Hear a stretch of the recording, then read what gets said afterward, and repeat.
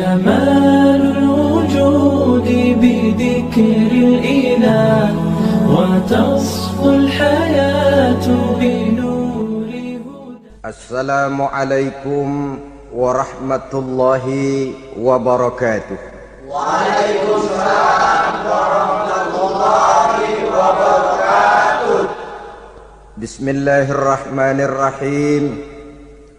الحمد لله رب العالمين والعاقبة للمتقين ولا عدوان إلا على الظالمين، والصلاة والسلام على أشرف الأنبياء والمرسلين سيدنا ومولانا محمد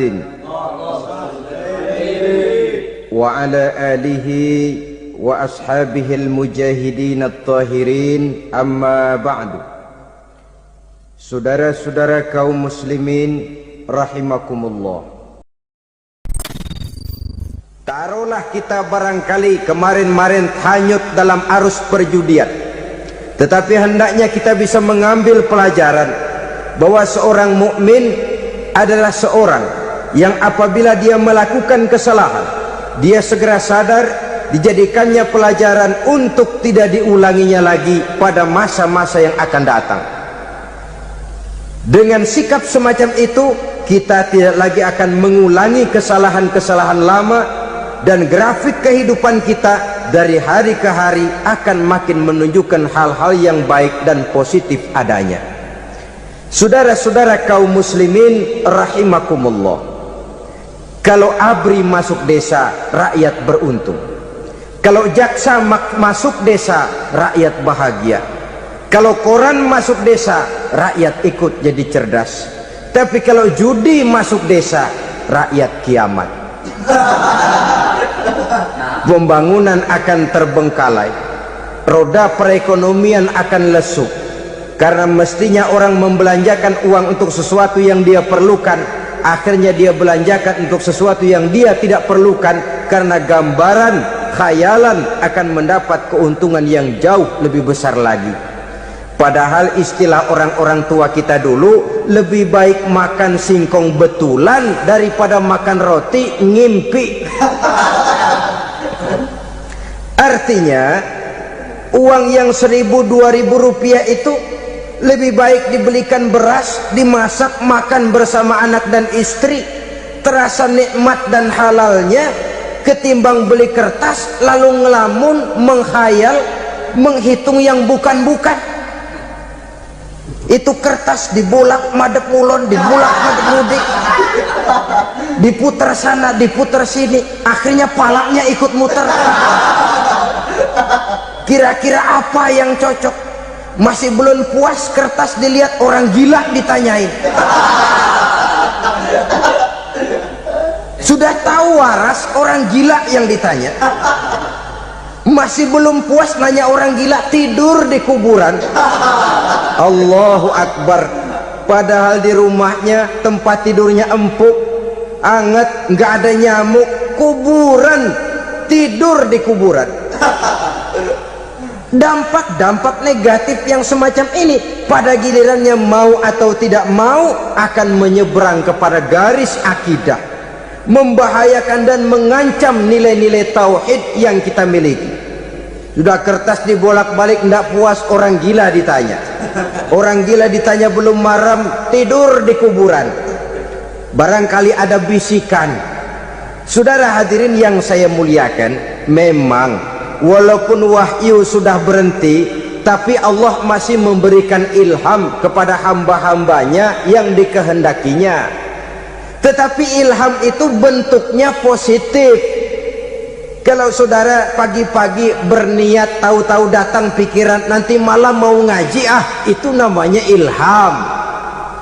Kalau saudara sedang merenung, tahu-tahu datang pikiran, saya mau sedekah, itu namanya ilham, bentuknya positif. Tapi kalau ngelamun, tahu-tahu datang pikiran nomor sekian sekian sekian pasang, itu bukan ilham, itu belis. Saudara hadirin yang saya muliakan, Tidak puas tidur di kuburan, cari yang lebih paten lagi, dukun ditanya. Nah, saya ingin menuduhkan persoalan. Apa tidak boleh orang ziarah kubur? Apa tidak boleh orang pergi ke dukun? Ini dalam kaitannya dengan judi, karena ini penyakit yang sudah merajalela, mewabah di kalangan masyarakat kita di lapisan yang bawah ini. Saudara hadirin yang saya muliakan, ziarah kubur bukan saja boleh, malah dianjurkan oleh Nabi. Tetapi ziarah kubur yang dianjurkan oleh Nabi itu dengan tujuan pertama, agar orang ingat kepada mati. Kafa bil mauti wa'izah, kata Nabi. Cukup dengan mengingat mati menjadi pelajaran bagi kamu semua. Maka etikanya diajarkan, kalau saudara ziarah kubur, sampai di depan pintu kubur itu kan, Assalamualaikum ya ahlal kubur wa inna insyaallahu bikum lahikun. Kami satu saat insyaallah pasti akan menyusul kamu. Kalau kamu sekarang berbaring di sini, satu saat kami akan berbaring di sini. Ziarah kubur mengingatkan orang kepada mati. Orang yang ingat kepada mati, gaya hidupnya lain dengan orang yang tidak ingat mati. Nah, orang kalau nggak ingat mati, gaya hidupnya nggak terkontrol. Kalau dia berkuasa, Fir'aun, itu nggak ingat mati. Kalau dia kaya, Korun, sudah gambarannya nggak merupakan gambaran-gambaran yang baik. Orang yang ingat mati, dia berkuasa, dia berlaku adil. Suatu saat saya akan mati dan ini akan dimintakan pertanggungan jawab. Orang kaya ingat mati, dia akan jadi pemurah. Kenapa? Kalau saya diberikan ilmu, pertanyaan akhirat cuma satu, ilmumu kau amalkan untuk apa? Kalau saya diberikan umur panjang, pertanyaan akhirat cuma satu, umurmu kau habiskan di mana? Tapi jikalau saya diberikan harta, pertanyaan akhirat ada dua, hartamu kau dapat dari mana, kau belanjakan kemana? Depannya ditanya, belakangnya ditanya. Dapat dari mana, dibelanjain kemana? Sebab dua-duanya berkaitan dengan kegiatan. Kadang-kadang dapatnya dari jalan yang baik, tapi keluarnya ke tempat yang tidak baik, itu pun tidak betul. Atau dapatnya dari yang tidak baik, tapi dibelanjakan untuk yang baik, itu pun tidak bisa diterima. Oleh karenanya, dengan mengingat mati, gaya hidup seseorang jadi terkontrol karenanya. Yang kedua, dianjurkan kita untuk berziarah kubur itu mendoakan orang-orang yang sudah meninggal.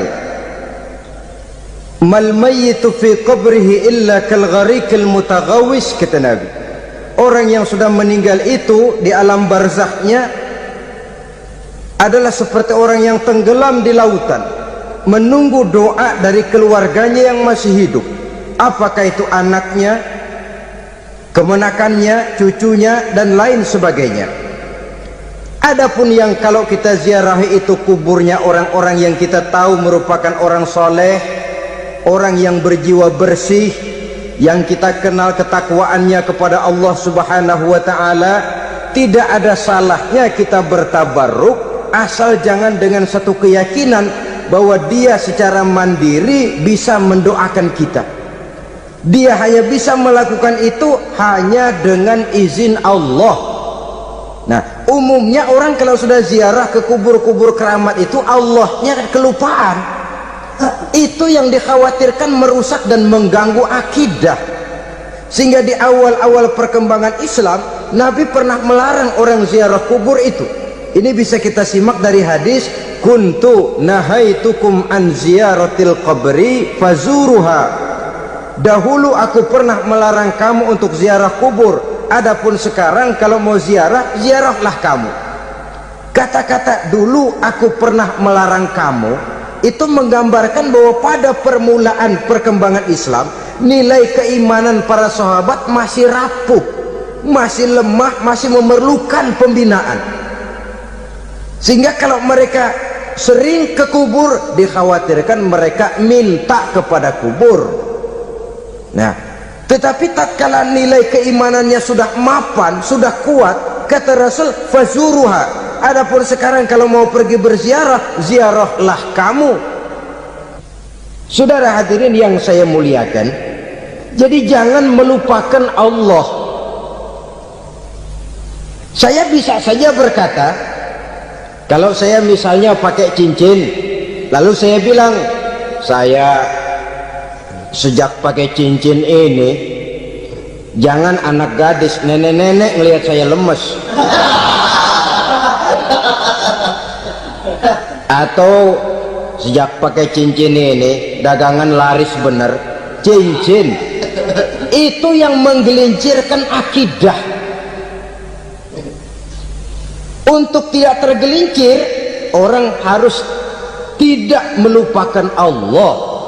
Dia bisa berkata, alhamdulillah, Allah memberikan keistimewaan kepada batu cincin saya. Batu cincinnya tidak apa-apa, Allah yang memberikan keistimewaan. Ini dalam bentuk yang langsung. Dalam bentuk yang tidak langsung kita bisa lihat, misalnya kalau petani ditanya, oh ini bisa panen besar ini rahasianya apa Pak? Oh, pupuk urea. Pupuk urea. Nah, Allah nomor 16. Seorang petani yang baik keimanannya, dia akan berkata, kami bisa panen besar karena izin Allah. Lah kalau pupuknya mah pakai pupuk urea, izin Allahnya dulu, baru kemudian pupuknya nyusul. Jadi sebenarnya bukan cuma pergi ke dukun yang bisa merusak keimanan, pergi ke dokter juga bisa loh merusak keimanan. Kalau berkeyakinan bahwa dokter itulah yang memberikan sembuh, kenapa akidah saudara tidak tergelincir karenanya?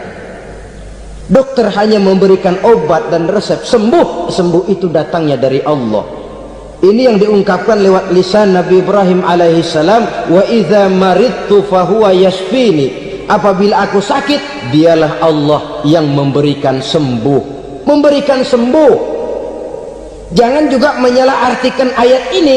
Ada ayat begini sakit terus nekat, udah nggak usah berobat dah, memang penyakit dari Tuhan, ntar waktunya baik ya baik ya, udah ampeg terus dah. Orang yang berobat saja belum tentu sembuh, apalagi yang tidak berobat. Sama juga orang nggak sembahyang kita ajakin, ngotot, lo juga yang sembahyang belum tentu masuk surga katanya. Lah yang sembahyang belum tentu masuk surga, bagaimana cengoran lo yang nggak sembahyang?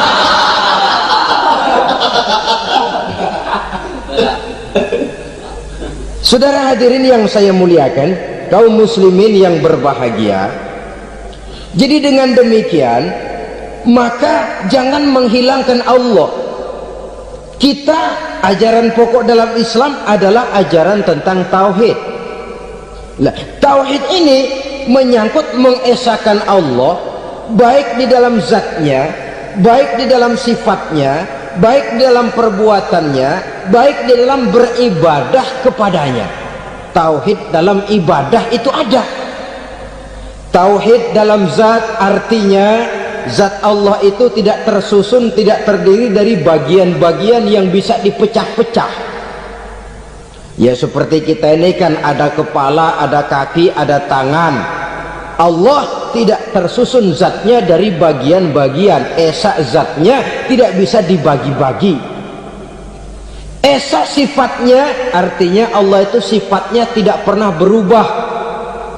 Sejak dahulu sampai sekarang, Allah itu cinta kepada orang beriman yang melakukan kebaikan, dan Allah benci kepada orang kufur yang melakukan kejahatan.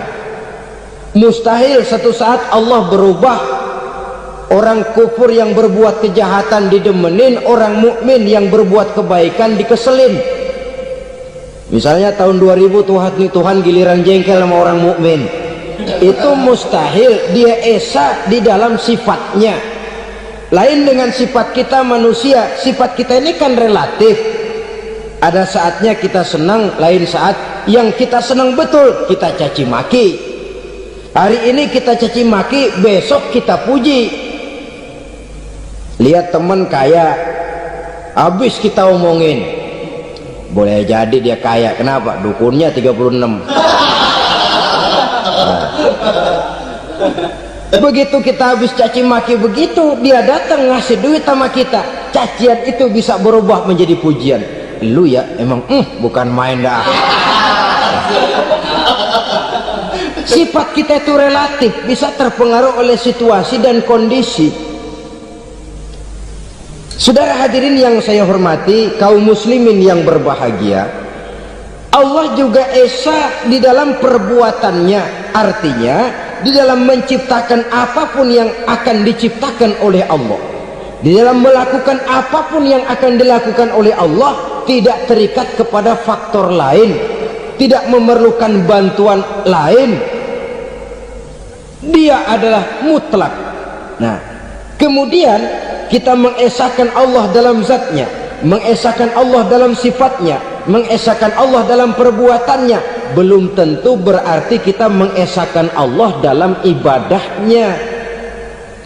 Sebab banyak orang yang yakin betul Allah itu esa, teguh dengan pendiriannya. Tuhan lu siapa? Allah. Allah bagaimana? Esa. Bagaimana kalau dua? Kagak. Tiga? Enggak. Mantap. Soal tahlil paten. Tapi dalam ibadah kadang-kadang dia tidak mentauhidkan Allah. Ini makna wa ma umiru illa liya'budullaha mukhlisin. Kami tidak memerintahkan kepadamu kecuali untuk beribadah kepadaku, kata Allah, dengan ikhlas. Beribadah kepada Allah dengan ikhlas itu artinya apa? Beribadah hanya untuk Allah saja. Nah, kalau hanya untuk Allah saja, lalu kita minta berdoa di depan kuburan orang yang soleh, apa syirik? Tidak syirik. Kalau kita berkeyakinan bahwa orang tempat kita memanjatkan doa itu hanya bisa mendoakan kita dengan izin Allah. Dia sendiri tidak punya kekuasaan apa-apa. Tanpa izin Allah dia tidak bisa berbuat apa-apa. Itu tidak menyebabkan orang menjadi syirik. Sama saja dengan kalau saya berkata tadi, alhamdulillah Allah telah memberikan keistimewaan kepada batu cincin saya. Apa salahnya Allah memberikan keistimewaan kepada benda-benda mati? Allah memberikan keistimewaan kepada Hajar Aswad, benda mati. Allah memberikan keistimewaan kepada Masjidil Haram, benda mati. Allah memberikan keistimewaan kepada Ka'bah, benda mati. Orang tawaf keliling Ka'bah, sembahyang di Masjidil Haram, sujud menghadap kepada Ka'bah, apakah jadi syirik? Tidak. Kita tidak menyembah Ka'bahnya, kita menyembah yang punya Ka'bah itu. Nah, di sini kita lihat bahwa fungsi Ka'bah hanya merupakan wasilah. Tapi kalau Allahnya kita hilangkan, jadilah kita penyembah batu. Hanya saja batu itu berbentuk 4 bernama Ka'bah. Sa'i, orang yang melaksanakan haji, lari-lari antara Safa dan Marwah, amalan apa itu? Seakan-akan kita menghormati bukit-bukit, gunung-gunung. Tapi bukan itu yang kita tuju dalam pelaksanaan sa'i itu. Yang kita tuju adalah ini perintah Allah, Allahnya yang diutamakan. Maka hal semacam ini tidak menyebabkan orang menjadi syirik dan tergelincir dari tauhid. Tapi kalau ziarah kubur dengan niat cari buntutan, cari nomor yang cocok, ini niatnya saja sudah salah. Nah, kalau berangkat dengan niat yang salah, sampai di sana saya yakin, seyakin-yakinnya amalannya pasti salah. Lah, kubur yang diziarahin bukan kubur orang soleh. Ya mana ada orang soleh ngasih kode buntut. Ada juga orang salah, bukan orang soleh itu. Kadang-kadang dia nggak tahu kuburan siapa, nongkrong aja di situ. Memang sulit, saudara-saudara. Mental ya, namanya mental. Kalau memang mental sudah mental judi, apa saja bisa dijudiin. Jadi orang nggak perlu sebenarnya pemerintah terlalu gini, nggak usah. Kembali saja kepada mental. Kalau mental memang sudah mental judi, apaan aja bisa dijudiin.